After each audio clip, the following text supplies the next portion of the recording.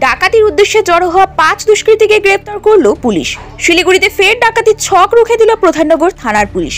ঘটনায় গ্রেপ্তার 5 দুষ্কৃতী। ধৃতরা হলো আকাশ লামা, আশিক ওরাও, সুরজ মঙ্গর, সুনীল ওরাও এবং মোহাম্মদ আসিফ।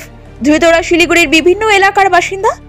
জানা গিয়েছে, শনিবার রাতে গোপন সূত্রে প্রধাননগর থানার পুলিশের কাছে খবর আসে যে রেগুলেটেড মার্কেট এলাকায় কয়েকজন দুষ্কৃতী জড়ো হয়েছে।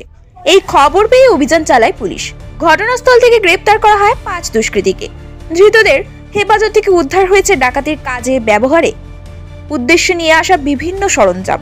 রবিবার ধৃতদের শিলিগুড়ি আদালতে পাঠানো হয়। গোটা ঘটনার তদন্তে police. Bureau report, news up daily.